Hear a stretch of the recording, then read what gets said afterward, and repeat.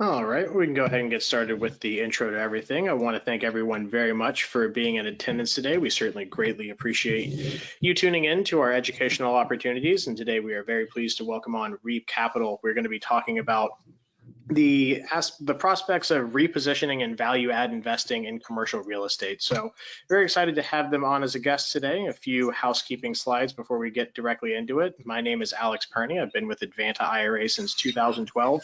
I've had a lot of experience doing hands-on investments for clients, and as well as a multitude of different aspects of tax law and um, retirement plan compliance. So if you do have any questions more specific to retirement plans and how they can fit into what we're going to be talking about today, certainly do feel free to ask those questions as well. I've had a hand in over 1,200 different individual investments for clients spanning everything from private stock, commercial real estate, to direct real estate investing with IRAs to the tune of about $400 million worth of capital deployment. So I've had a lot of experience in this. So if you do have questions, feel free to ask those to me. We certainly want to make sure you do also get the ability to ask questions to our guests. So if you do have specific questions for our guest, I will be monitoring those. So please do feel free to type in questions specific to our guest. I will pose them to the guest throughout the presentation as well. And if you have questions for me as well, you can always reach out to me at 727-754-9954. Keep in mind, everything is recorded. So if you miss or have to tune out early, there is a recording posted to YouTube, typically end of business same day, but by the latest tomorrow morning, it'll be up there. And if you would like a copy of the slide handouts, you can grab them directly from the handout section of this presentation, or you can certainly email myself or David afterwards, and we can shoot you a copy of the slides as well. A little disclaimer before we get started. Advanta IRA and our employees do not provide investment, tax, or legal advice, nor do we endorse or promote any investment products. All information and materials are for educational purposes only, and all parties are encouraged to consult with their attorneys, accountants, and financial advisors before entering into any type of investment. Advanta IRA, we're a self-directed IRA retirement plan administrator servicing clients nation and worldwide, in fact. We strive to provide excellent service to clients that are interested in doing these types of alternative asset investments through their retirement plans. We have over 20 years of industry experience in doing just these kind of investments for clients. We didn't start out as a brokerage. We didn't cut our teeth somewhere else. We started back in the early aughts doing just alternative investments, real estate, private stock, limited partnerships, commercial real estate for clients and their retirement plans. And currently we administer over $3 billion of client assets under administration, something that we're very proud of. And it's a testament to just how many people are adopting this type of investment strategy for their retirement plans. And every client that is a client of Advanta has direct personal access. We offer direct personal account management and access. So no matter if you're a $10,000 investor or a $10 million investor, we always strive to offer that same level of excellent customer service to all of our clients. And with that said, I'd like to turn it over to our guest today. I want to really appreciate him taking the time out of his day to be with us. So if you wouldn't mind, give us a little bit about a background about yourself, and also a little bit of background about Reap Capital as well. So I'll turn it over to you, and you should be able to advance the slides at your discretion now. Got it. Thanks, Alex. Appreciate the opportunity to cover value add investing today. So this is what we do. The firm Reap Capital was founded in 2017, and we've been value add investing in multifamily since 2018. A little about me: I'm the founder and CEO, David Lilley. I got my start. I got my start real estate investing back in 2013 with the purchase of a single family home, and then jumped into the multifamily space in 2018. So since then, we've bought about 130 million in real estate, over 1,000 units. It's over 10 acquisitions. We've had 6 dispositions, 6 sales, which you can see here. So this is kind of a track record of our experience here. And returns, as you can see, 34.25% at the bottom here. That's IRR, and if you're not familiar with that metric, it's essentially your annualized return. So, yeah, I'm going to cover why this, value add investing is just such a powerful tool as far as real estate investing goes, or just investing in general. So we are vertically integrated. This happened over the years. So Reap Capital was the first the first company that we founded, the investment arm, and then we brought in property management under another entity, and then construction under a third entity. So at this point, we manage every aspect of the investment. So what is value add investing? Well, it's simply purchasing an underperforming asset that has additional revenue potential. And typically that potential is through renovating, upgrading, repositioning, or improving the operations of the asset. So we target properties between 1970 up to 2000, early 2000s. But predominantly it's 1980s built product in 150 units or more. And why we try to focus on properties greater than 150 units is that you get greater economies of scale. So it's producing more revenue, so you can have a full on-site team, two people in the office, two maintenance staff, and those numbers kind of grow with your unit count. So if you get in the ballpark of 100 units, you may not be able to support someone being there full time, which makes operating the property a lot more difficult. So that's why we focus on 150 units or greater. Location, we kind of start from a macro perspective, target the landlord-friendly states. Why? Because in workforce housing, these older properties, B and C class assets, occasionally we do have to carry out evictions, so we want them to proceed in a swift manner. So that's why landlord-friendly states are ideal. Business-friendly, we want corporations to come here because people follow jobs, and at the end of the day, it's all about supply and demand. So we want to invest in areas that have positive population, job, and wage growth. Then you drill down into the couple mile radius, your individual neighborhood and submarket. We like areas at least in the Dallas-Fort Worth metroplex, 70,000 in median area income, within a 2 to 3 mile radius. And then we like to see properties located, close to, walking distance is great, but at least close to grocery stores, the essentials. Bonus points if there's, new developments in very close proximity. So you can, anywhere that you can tell money is actively being deployed in that area, there's demand, it's usually a good sign. I got a question for you real quick, David.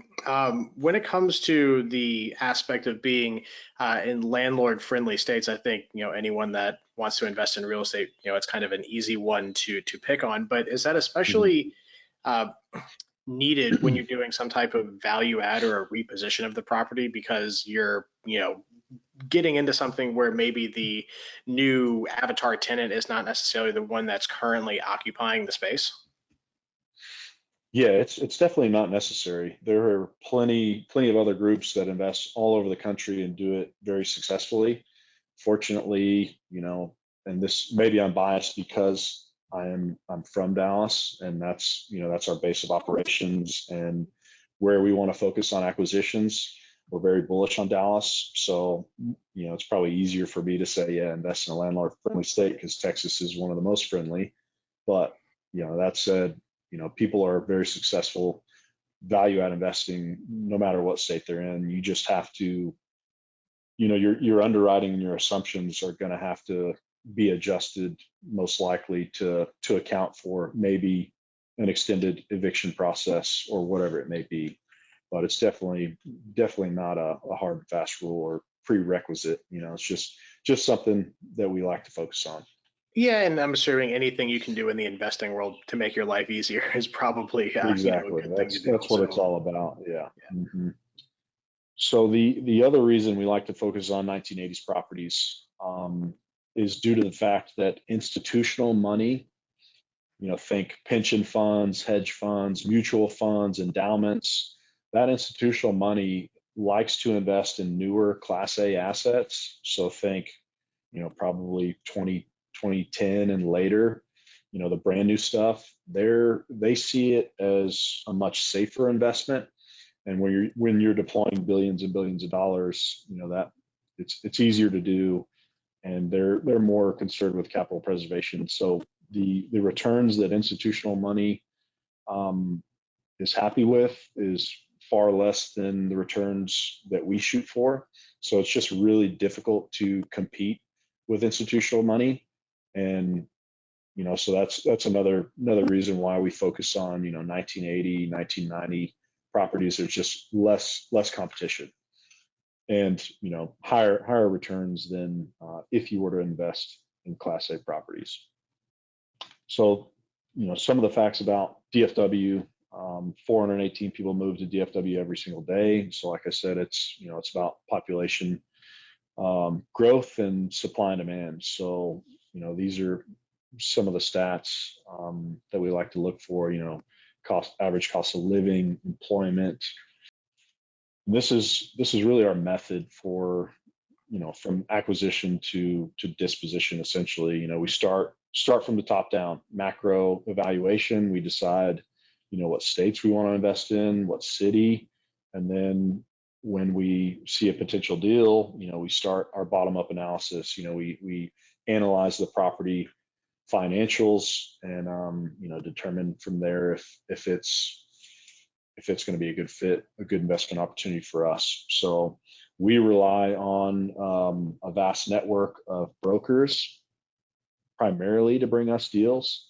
They're the gatekeepers. They're the ones with teams dedicated to cold calling owners hundreds of times a week to find out if they're willing to sell or if they're thinking about selling. So it's kind of pointless to try to compete with that. We just let them do their job and bring us good deals. And then once we find an investment, we create the value. We take a predetermined approach to our renovations. We're basically doing the same renovation plan with every property, rinse and repeat. And we're simply just providing a better product for our residents, and they're willing to pay more for it. And then, yeah, go ahead, Alex. Just to finish up your last point, I got a couple questions. Mm-hmm. Okay, yeah. Then I was just going to say, we observe and monitor the financials, and any area that we can streamline or reduce expenses. We're constantly tweaking and just trying to refine and streamline operations so the property's running the most efficient possible. Great. So with regard to the identification of the specific assets that you're looking for, with being the roughly in the 1980s, and the kind of reasoning why they're maybe passed over by the institutional investors, because I've seen at least from my standpoint, the institutional people have gotten their claws into a lot of stuff, whereas things like self-storage previously weren't really touched by the big guys. Now they're digging into that. What is kind of really, in your opinion, kind of carved out this segment of the market to be something that's not necessarily pursued by a large margin by the institutional investors?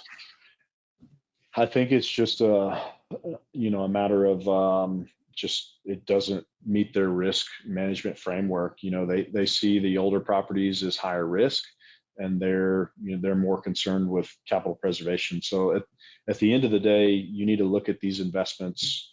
We'll get into cap rates here on the next slide, but essentially you're buying an income stream. And if it's a very safe investment like a Class A property, you may be okay with a 5% return on your money in cash flow every year, versus if you were going to go for a riskier investment, which would think B and C class properties, maybe you would demand a higher return. Maybe it's 8% on your money per year. So that's kind of how they view it, in my opinion. Yeah, so basically just kind of boiling down to their risk adjusted profile for what they're willing to deploy their capital on is the short. Exactly. Mm-hmm. Okay. Exactly. Yeah. The Class A properties are going to be in the city centers, the hottest markets, best areas. So there's safety and security in that. Fantastic. So the determining value part, this is how we approach that. There's the financial analysis, historical expenses, the income, which we keep a database of every property we underwrite. So when we're looking, and after years of doing this, we kind of, since we focus on Dallas, we've got a good idea of what it costs to run a multifamily property. But if we ever need a little bit of help, we create a database with all the financials from every property we've ever looked at. And we can then, if we're looking in a certain neighborhood or zip code, we can pull up 5 or 6 properties in that neighborhood that we've looked at, a year or 2 years ago, and we can compare, what the competitors are able to operate their property, and then maybe identify, hey, they're spending way too much on admin or marketing or whatever it may be. So we try to find inefficiencies in the expenses for one, and lower income, on a per unit or per square foot basis.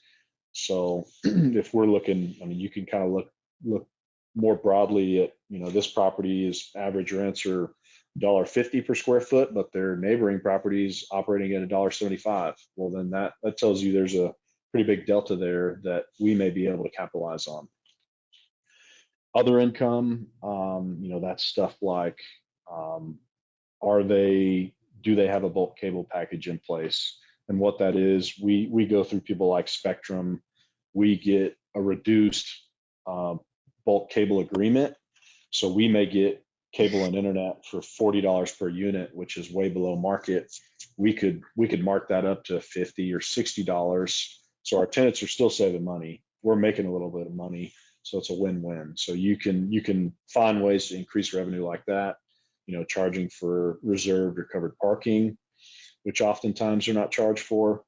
And then we also have to consider, the market, aside from the asset itself. So I touched on this earlier. It's supply and demand, and interest rates as of late have, had an outsized effect on just the market and investing in general. So that should be top of mind. So before we get into the next point you're going to make, one thing you mentioned on there with being historical expenses, that seems like it might be a little bit of a different angle that you would have to take, especially with a property, being, it's weird to think that the decade of my birth is turning 40, but it's looking at it from that perspective. It's, how do you what are some factors that you take into really kind of figuring out how does the historical expenses really play into what your current expenses might be, especially with a reposition play? It would wager to think that, looking at those historical expenses, if they're not doing certain things, that might change. So how much weight do you really give to the historical expenses, especially if you're trying to do a reposition play with a particular property? Usually it's not a lot, because after operating in Dallas for, I guess we've been in Dallas 4 or 5 years now, we have a good idea of what it costs us to run our properties.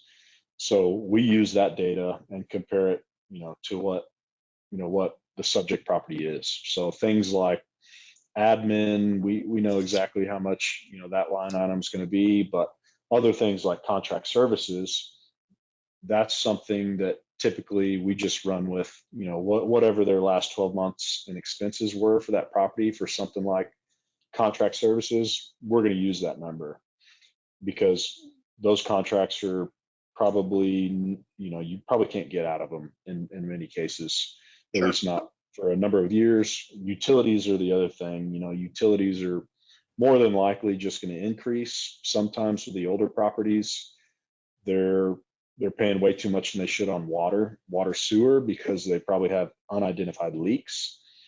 But other than trash expense can go in with that. But other than that, marketing, we have a pretty good idea how much we're going to spend for things like that. If that answers your question. No, absolutely. Thank you very much. And then, so disposition cap rate, this could probably be its own lesson, but that has a huge disposition cap rate, and your, what rent, I touched on that earlier. If we thought our average rents were 25 cents per square foot below our competitors, the rent comps are a very important piece of the puzzle. We've got to get a list of competitors that are achieving what we think we can achieve to back our assumptions. And in the market we're in right now, that's changed a little bit recently. So in years past, I would say prior to 2023, at least in Dallas specifically, we used to be able to come out of the gate and achieve and compete with the top competitors in our market, or the other properties that were making the most money in rent per unit. These days, the market has shifted. There's a lot of supply. We're dealing with about a 40-year high in new supply, so new multifamily properties hitting the market. There's still a ton of demand. Q1 was the strongest quarter we've had in terms of absorption in 20 years, but the supply is still more. So it's taken some time to eat up that supply. So we've recently kind of shifted our tactics. We're now, at least in the first year, depending on the stability and the occupancy of the property, we typically try to compete. We're trying to fall in the very bottom of the pack. We want to be the cheapest, so we can keep occupancy up. But it's also just a balancing act. You don't want to give up too much rent, but you also don't want your occupancy to go to an unstable level, less than 90% or so. So it's a constant balancing act. So disposition cap rate is the other thing that can move the needle in a big way in value add investing. And it's there's a lot of nuance in this, but essentially what a cap rate is your return on, think of a $1 million property. If it was going to sell at a 10% cap rate, that means that property was generating $100,000 in revenue. So we can back into what we think our value is going to be based on that cap rate. And the cap rates vary based on location, quality of the asset. So the higher quality of the asset here in Dallas, Class A properties are trading for 4.5%, 5% cap rates, whereas the 80s properties might trade for a 6% cap rate. So, the older the asset, the higher kind of cash return equity typically demands. So that's another huge consideration. And some rules of thumb with cap rate. I mean, some guys or groups may increase, if they bought the property at a 5 cap, they may increase that cap rate 10 bips. Or 10 basis points, basically 0.1% every year. So if you bought it at a 5 cap, you held it for 5 years, you would say your disposition cap rate is going to be 5.5. The way we do it, we use third-party data. CoStar is one. We look at what they're forecasting, and then we also, it's kind of gut and science. We use some data, but at the end of the day, it's anybody's guess. So, we just kind of try to get close. That's the other thing to consider with value add investing. It's just, we're going to be wrong on many assumptions, or some. You want to make sure you work in a margin of error, and so for that very reason, because you're going to be wrong on something, whether it be your rents or your expenses or something. So definitely don't want to get too aggressive on the assumptions. All right, case studies. So examples of some of our recent properties, just to give you an idea of kind of before and after. We sold this property last year after owning it for about 2 years. We were able to increase rents $458 per unit, which is a pretty huge amount. And then you can see here, average rents at acquisition, sale, and then, equity multiple. We almost doubled everyone's money in 2 years. So this was a fantastic result. Great property. You see the before and afters here, very basic, classic, as we call them.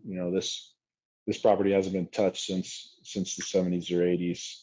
And then on the right is our this was a basic remodel. We have higher tiers that we do, but it has to be, you can over renovate a property based on your prospective tenant. So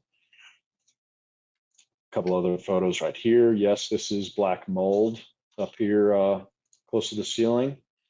And then this was the same exact unit in these after photos here. So when it comes to repositioning a property like that, maybe a few of the metrics. So what was the year of construction of that property?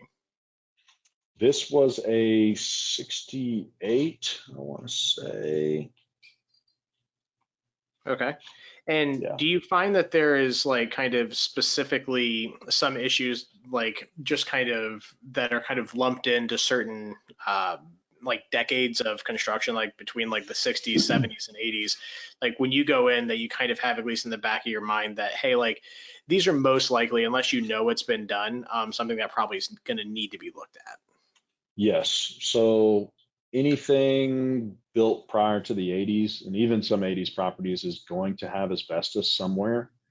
It may be in the mud on the walls, it may be in the caulking or the floor or ceiling, you name it. They use it for all sorts of things. So it's not a huge deal unless you plan to disturb it. If it was in the walls and you were replacing the sheetrock, that's going to be a huge issue. If it was in the the caulking on the windows and you want to replace windows, then anytime you disturb the asbestos, you're going to have to do an abatement, which is extremely expensive. But so the name of the game on the older properties is just don't disturb it. Other things to consider are plumbing. These older 60s, 70s, and prior properties, even 80s, they've got, most of them have cast iron plumbing, which doesn't last as long as PVC. PVC is kind of, at least for the sewer, is what we want. The other things to consider, some of the mechanicals are tougher to deal with on the older properties. You may have a boiler, which is basically a central hot water heater that heats all the water for the tenants, and those are extremely expensive and just can cost more to maintain. Chiller is another thing. It's central HVAC essentially, and these things are massive. They're basically in their own building, and a new one would be $40,000-$50,000. So that's something a lot of people like to avoid. They may not buy a property just because it has a chiller, and we've never bought one for that reason. Yeah, I know specifically. I lived one of the first condos I owned in here in St. Pete had a central chiller, and I am so happy I got out of there before they had some reserve costs on it, because one, we lived on the top floor, so it didn't work that great, and two, the main, like the 4-inch feed pipe to the thing split one day, and we come back to the condo and the whole bottom floor is just flooded like something out of a movie. So yeah, so some of those things to definitely look at are the higher dollar items. But is it kind of, would you say it's fair? Is it fair to say that, for the right price, any of these things are, you know, can be overcome, or is there some things that, at least from your perspective, that you just hard stop? Like if you have to do an asbestos abatement, is it a hard stop? If it has a chiller, is it a hard stop? Or are there some things where it's a little bit of a floating point? No, I would say there's generally always a number. We've done the property that I'm gonna highlight next. We had to do a lot of abatement. So this, Sierra Heights, great result. Mirabelle here, we bought it the same time. We great rental increases here, $290 across the board, which was over our projections, and we held it about 2 years, and you can see our returns much different. We basically made 6% overall, and that was due to the market. The market turned against us. Interest rates rose 5%, and so it really ate up all our returns. We didn't have to sell, but at the time, the capital markets were very volatile. We had an offer on the table that was worth accepting, and we just didn't want to run the risk of the Fed continuing to increase rates. So, we took the bird in the hand, and redeployed that money on a new acquisition instead of just fighting this deal for the next couple of years. So this property, we did have to do an abatement because we had a number of units flood from some torrential rains we got in Dallas a couple of years back, and we had to get rid of a bunch of sheetrock, and there was asbestos in the sheetrock, and yeah, that was just a nightmare. So, what did that answer your question, Alex? Yeah, no, absolutely. It's just interesting because especially with older properties, again, to the point out the chillers and asbestos, some of the things that that crop up just that have to be dealt with. But when you go into these properties, are there some things that it's easy to know if something has a chiller, right? Or if these other Yes. things, like some of those things. But are there things that you have to kind of dig for? And I don't necessarily know when it comes to doing your due diligence. Are you doing things for like asbestos inspections? Because some of this stuff is a little bit harder to identify. Sometimes if it has Mhm. siding that maybe is asbestos, those are easy to pick out. But Yeah, is it yeah. how far into the process and how much of a surprise can people expect sometimes with the more nefarious kind of hiding items that are harder to kind of flesh out? Mhm. Yeah, it's asbestos is one that it's just you just always assume the property has it, and our scope, is mainly just lipstick. We're not doing anything crazy. Oftentimes, the work we're doing doesn't even require permitting because we're not changing, moving walls around and stuff like that. So if you were gonna demolish the property or change layouts, depending on your scope, that is something you may have to address going in. But part of the property condition assessment that the lender will do typically identifies if the property has asbestos or not, because they will have some kind of maintenance plan, a mitigation plan in there. Mhm. So aside from that, plumbing is something we always have scoped. So we'll scope every one of the major plumbing lines to identify if there's any cracks or protrusions like branches or bellies in the cast iron, whatever it may be. So that's one you've got to get invasive on. The systems, the boilers. Sometimes there's multiple, so you're going to have to get someone out there that knows what they're doing, that's knowledgeable on boilers and can inspect and give you a good report. But aside from that, most of the stuff I feel like's on the surface. We've tried to stay away from stucco buildings because they hide a lot of things. It's really like brick. Brick is hard to repair a crack in brick to the extent that you can't tell it's been repaired. So then if we see a bunch of stair step cracking or just crack straight through the brick, we know that, hey, we should probably look at the foundation here, evaluate it.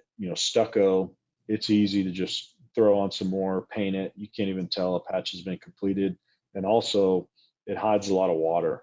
So we've seen some stucco buildings that one of the units was I think it had a fire, so it was half gutted, which is the only reason why we could see behind the stucco. But the amount of 2x4s that were completely rotted out due to decades of the roof leaking was just incredible. And if the walls had been closed up, we would have never known. So that's one that during a normal inspection that would just be really really hard to identify. If you had a roof that had been leaking, rotting out all the 2x4s. So that's one thing to watch out for.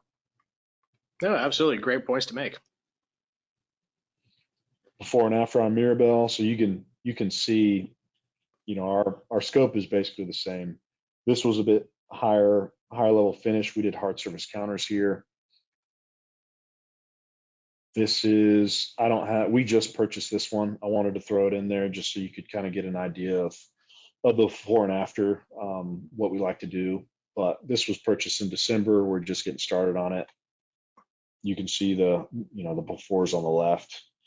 Paint's been completed. We replaced 50% the HVACs. They're all individual HVACs, and Encore has a really great program where we can get rebates that make as long as you're replacing 25% or more of the HVACs, you can basically get them for half the cost.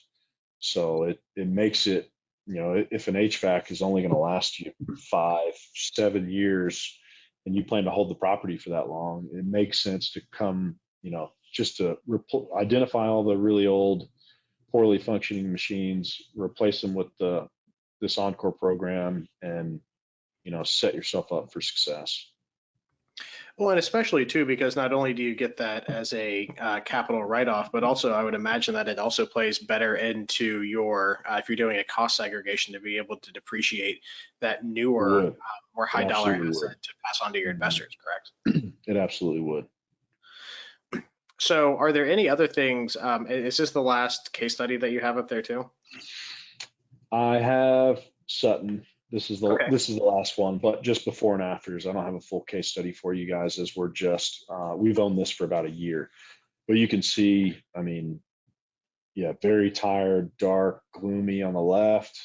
On the right, new paint scheme. We did new windows at this property, new black vinyl windows, which really make it pop. It kind of highlights the kind of Tudor style and the half timbering that's in there. So really good result on this one. This one was, to your point or your question earlier, is there always a number? This has been our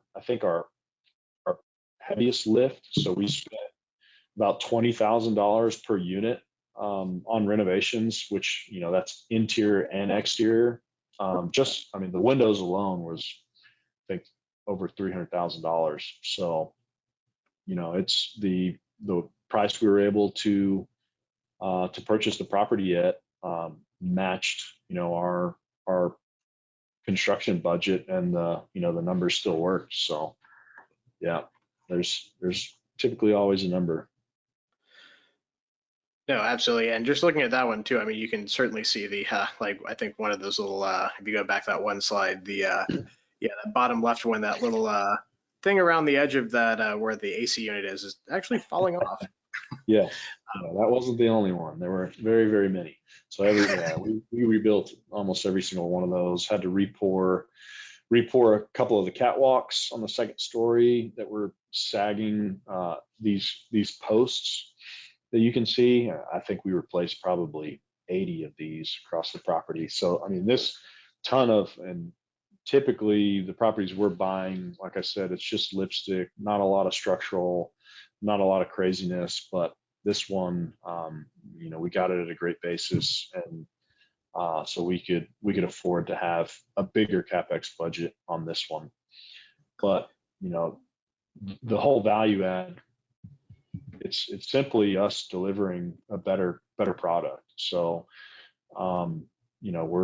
we're providing a better product to our residents, and they're willing to pay a premium for it. The company that was managing this property before us didn't provide, they provided terrible service to the residents, and we come in and operate in a completely different fashion. Our customer service is like number one priority. We're trying to deliver an experience. So we typically get great feedback from the tenants that have lived in these properties for years and years and years, and then they see an owner coming in, providing all this quality to their lives, and it's a huge deal. So we're, it's truly a win-win for us and them. They get a nicer home, and we and our investors make money in the process. So, and revitalize assets.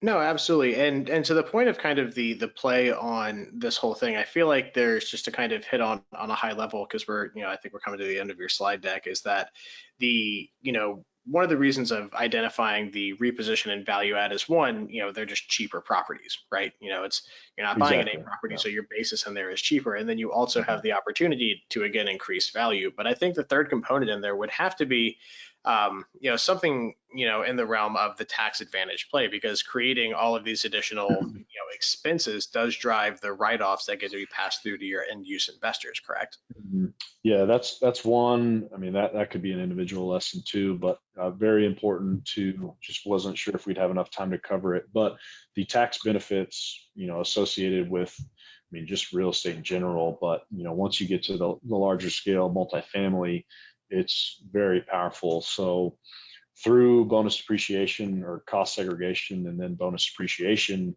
we can depreciate, 5 to 15 year property and claim that all in year one. So typically we receive 80 to 100% write-off. So if you invested 100,000, you would see 80 to $100,000 in paper losses on that tax return.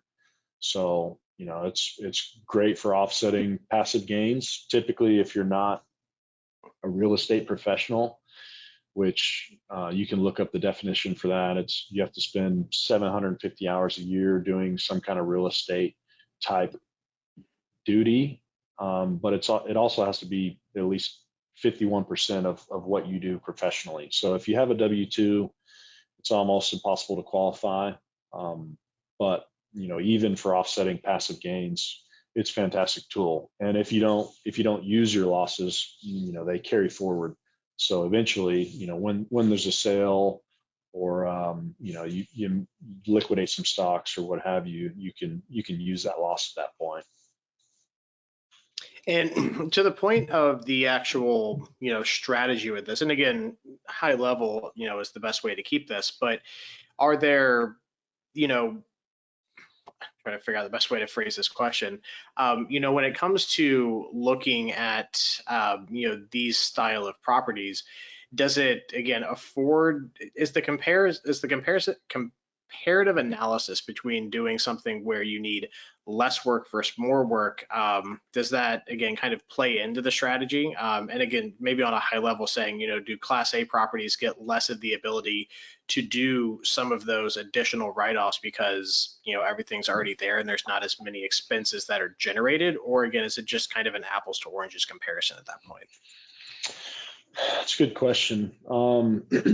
Typically, I mean, usually the amount, for the bonus depreciation to offset 80 to 100% of your investment, you likely have to have more debt on the property and less equity.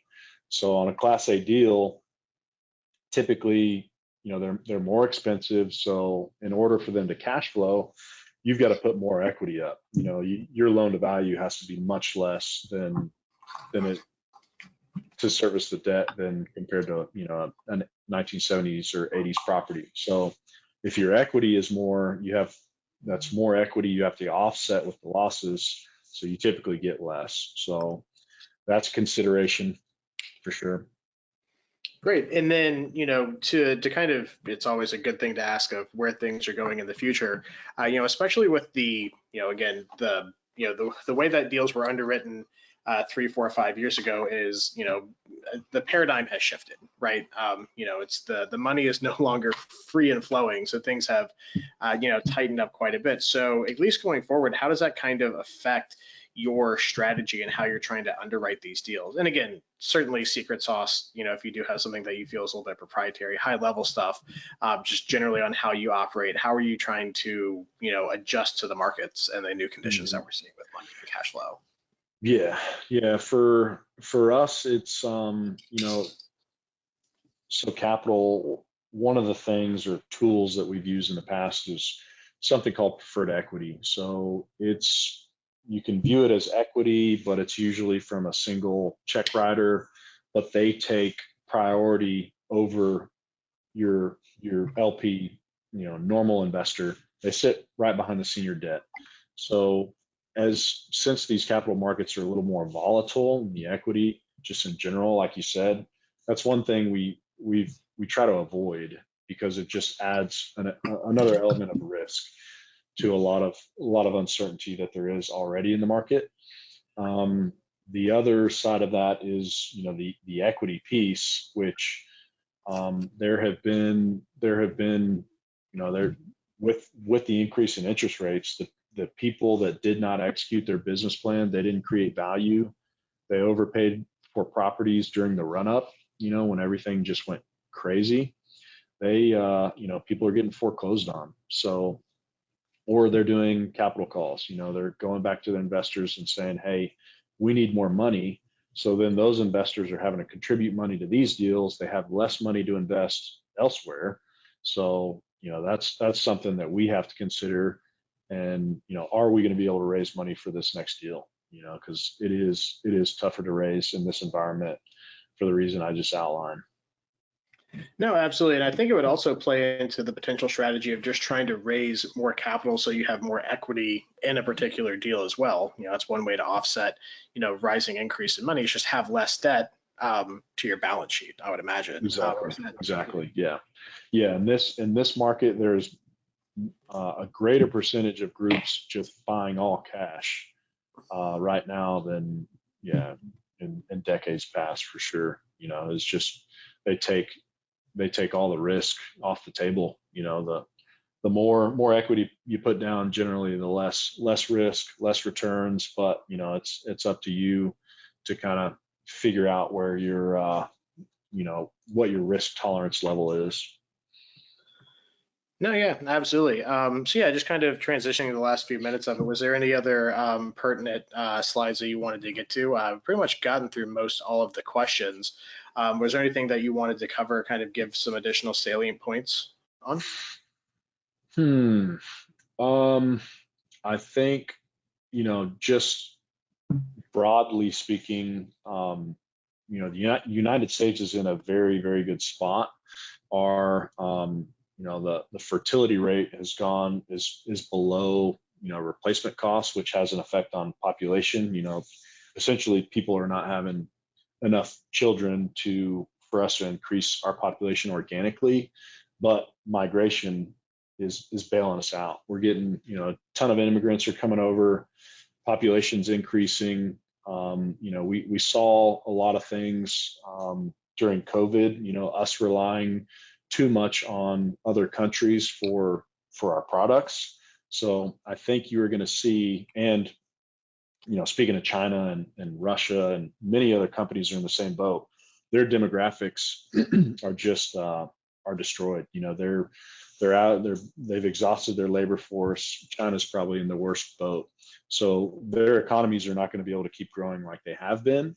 So that makes the case for manufacturing to return to the US. So speaking pretty broadly, I think the best is yet to come for US real estate. Our population is still growing. I mean, this is the country where everyone wants to be. So I think if we kind of fast forward 10 years from now, we would probably all wish we bought more real estate. Yeah, no, absolutely. And, that kind of plays into, the aspect of, buying in the path of progress and where these potential jobs are going to be. It's going to open up a lot of markets as well. We have the veritable Rust Belt that everyone talks about. It's like, well, if you're going to reignite manufacturing, you're not going to, put a steel mill next to a golf course. And I've talked to some people as well that specifically go into that actual avenue of investing of saying, hey, stuff is already here. It's much easier to retool and refire something that was already there at once than not. I had a great conversation with a company called Dakota Gold Group on our podcast here, where that's what they go and do is they buy and reposition mines. And right now they're focusing on gold because it's significantly easier to, mine stuff. And whether you're mining metal or you're mining cash flows out of commercial real estate, the theory is the same. You have opportunity for stuff to come back, and, jobs are changing, and some stuff is going to be bringing the old stuff back. And, again, maybe not the best time to invest in commercial business offices, but people still need a place to live. So just identifying those opportunities, and I think that's really where the benefit to what you're doing is really highlighted. Of the reposition, there's still everyone can eat, and there's stuff out there for everyone. So we did have one question that popped up. Does REAP have any interest in acquisitions in the Sarasota, Florida markets? We have actually been looking in Florida recently. So Polk County is an area of interest. Last year, after the census data came out, that county was one of the top 3 fastest growing counties. Second to, I think, Collin or Denton County, which is like North DFW, and then if you combine the Carolinas, they were in the top as well. So yeah, the area between Tampa, our first multifamily investment was actually Tampa, Florida, a little 6-unit property right off the Bayshore Boulevard. So Nice. Love Tampa. Would love to get back into Florida. We've just had more than enough deals to keep us busy here in Dallas, but it's been slim pickings this year. So we've been looking into other really great markets with the same fundamentals of Dallas. Yeah, absolutely. And then another question that popped up. I think this is kind of a broader, to Reap Capital, but maybe the broader market as well. And kind of what I alluded to a minute ago is that the market for commercial office space is it's something's coming. How bad it's going to be is kind of remains to be seen. But there's going to be a very big shift in how that is all played out. And the question is that have you, or I should say, do you? Maybe the bigger question is, do you see a big repositioning of some commercial business space being reallocated into residential, or is that something that you have looked at, or where do you think that market might be going? There are very few groups that are successful doing that, just because it is a very, very complex and complicated. The plumbing, for one, they're just, office buildings are just not built in a way that makes it easy to convert them to multifamily.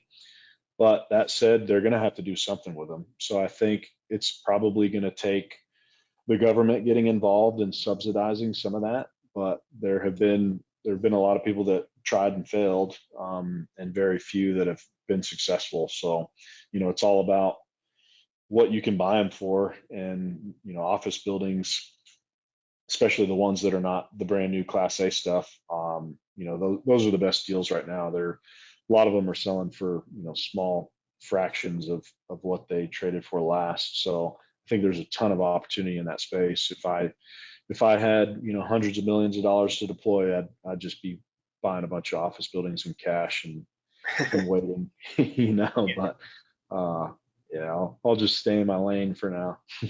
Yeah, that's one thing I'm really curious to know of how it's going to play out, because it's not a matter of if, it's when, and what's that going to look like. Yeah. Yeah, and to your point, it's like, yeah, they don't have the plumbing. You have to basically redo the entire plumbing of that structure. Also, Yeah. basically, it's a complete gut job. You're taking it down to the studs because Mm-hmm. you don't live in a cubicle. You don't go to the break room with all of your friends to get your cup of coffee in the morning. So, just the functional conversion of those types of assets are, again, just going to be interesting to see. Yeah. Another question. Sorry. Yeah, go ahead. I was just going to say there's a solution. Maybe it's conversion to storage. Maybe it's something else we hadn't thought about. Someone's going to be, they'll figure it out, I'm sure. Yeah, or I mean, even stuff like, again, data centers make a lot of noise and, aren't something you want to necessarily be next to. But again, there's a lot of, just because you don't have an office there doesn't mean it's, it's not just going to sit there vacant. Someone's going to figure out a way to make money with it, and why not? It's like be that person, figure out that solution to it. Exactly. Another question: what is your experience on concrete block versus frame? All of your sample properties look like concrete block. I'm trying to think. I think the only concrete block building we actually bought was in Chandler, Arizona. The rest are brick facade. They're all frame, wood frame.